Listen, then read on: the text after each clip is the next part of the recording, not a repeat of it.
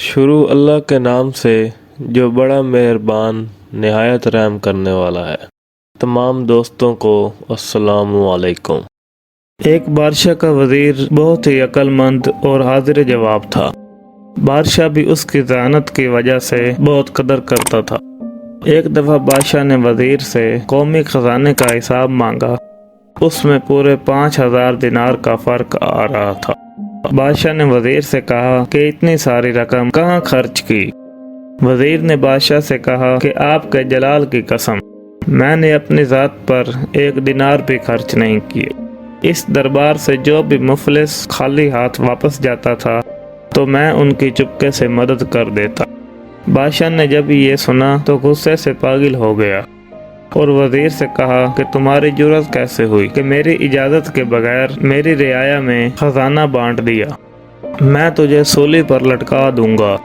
بادشاہ نے اسے قید کر دیا، مگر رات کو سونے سے پہلے بادشاہ نے سوچا کہ وزیر کو قتل کر دینا غلط ہے، زیادہ سے زیادہ اسے وزارت سے خارج ہی کیا جا سکتا ہے۔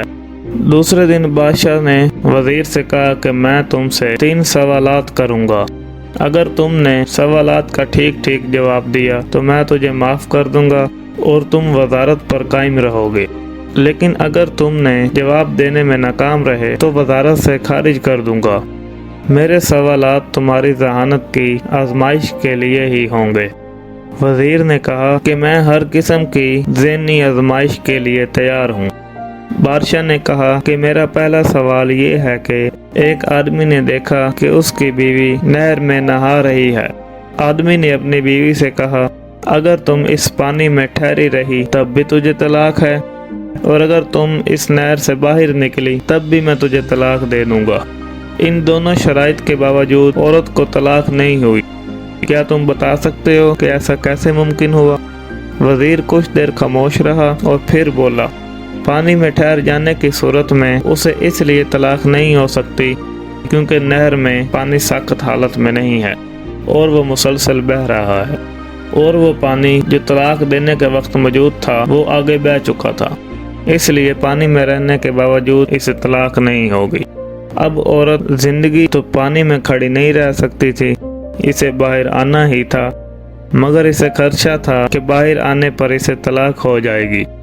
نہر کے کنارے پر کھڑے عورت کے بھائی نے جب یہ دیکھا تو نہر میں چھلانگ لگا دی اور زبردستی اپنی بہن کو اٹھا کر سب سے باہر لے آیا۔ اس صورت میں بھی اسے طلاق نہیں ہوئی کیونکہ عورت اپنی مرضی سے نہر سے باہر نہیں آئی تھی۔ اس طرح نہر کے اندر یا باہر دونوں صورتوں میں اسے طلاق نہیں ہوگی۔ بادشاہ وزیر کے اس جواب سے کافی متاثر ہوا اور کہا کہ تم پہلے سوال کا جواب دینے میں کامیاب ہو گئے۔ اب میرا دوسرا سوال یہ ہے کہ ایک 16 سالہ بچہ دوسرے بچے کے ساتھ کھیل رہا ہے، ان دونوں میں لڑائی ہو گئی تو پہلے بچے نے دوسرے بچے کو کنویں میں دھکا دے دیا۔ اگلی صبح بچے نے کنویں میں جھانک کر دیکھا تو لاش موجود نہیں تھی۔ وہ بہت حیران ہوا۔ پھر جب وہ لڑکا 14 سال کا ہوا تو اسکول میں اس کی کسی لڑکے سے لڑائی ہو گئی۔ جب چھٹی ہوئی تو اس نے اس لڑکے کو بھی کنویں میں دھکا دے دیا۔ دوسرے دن اس نے کنویں میں جھانک کر دیکھا تو اس کی لاش بھی غائب ہو چکی تھی۔ 20 سال کی عمر میں اسے ایک لڑکی سے پیار ہو گیا۔ شادی کے بعد لڑکی کسی دوسری آدمی سے ملنے لگی۔ لڑکے کو اپنی بیوی پر بہت غصہ آیا اور اس آدمی نے اس کو بھی کنویں میں پھینک دیا۔ دوسرے دن اس نے کنویں میں جا کر دیکھا تو اس کی لاش بھی غائب ہو چکی تھی۔ 30 سال کی عمر میں اس آدمی کا اپنے بڑے بھائی سے جھگڑا ہو گیا۔ اس نے اپنے بھائی کو دھکا دیا تو دیوار پر لگنے سے اس کا سر پھٹ گیا اور وہ مر گیا۔ اس نے اپنے بھائی کو بھی اسی کنویں میں پھینک دیا۔ اگلے دن کنویں میں اس کی لاش غائب نہیں ہوئی۔ کیا تم بتا سکتے ہو کہ لاش غائب کیوں نہیں ہوئی؟ وزیر کچھ دیر خاموش رہا، پھر اچانک بولا کہ اس کا بڑا بھائی اپنے چھوٹے بھائی کا ہمدرد تھا۔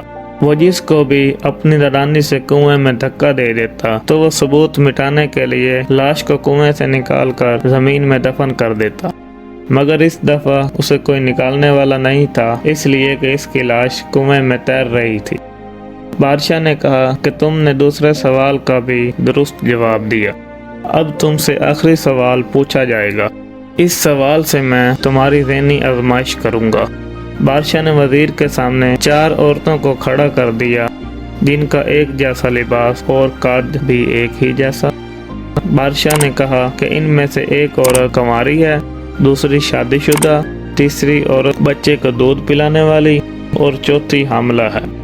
بادشاہ نے وزیر سے کہا کہ ان کی حرکات سے اندازہ لگا کر بتاؤ کہ کنواری، شادی شدہ، حاملہ اور بچے کو دودھ پلانے والی کون سی ہے۔ وزیر نے 4 عورتوں کی حرکات کا بغور معائنہ کیا اور ان سے گفتگو بھی کی۔ پھر وزیر نے 4 عورتوں کو الگ الگ کر کے بادشاہ کو ٹھیک ٹھیک بتا دیا کہ کون سی عورت کیا ہے۔ بادشاہ حیران ہوا اور وزیر سے پوچھا کہ تجھے کیسے پتا چلا؟ وزیر نے کہا کہ میں نے کچھ اندازہ لگایا جو خوش قسمتی سے درست ثابت ہوئے۔ ایک عورت بار بار اپنے پیٹ پر کپڑا ٹھیک کر رہی تھی تو میں سمجھ گیا کہ یہ حاملہ ہے۔ دوسری عورت بار بار اپنے سینے پر ہاتھ رکھ رہی تھی جیسے اسے درد ہو رہا ہو۔ میں نے اندازہ لگا لیا کہ یہ اپنے بچے کو دودھ پلانے والی عورت ہے۔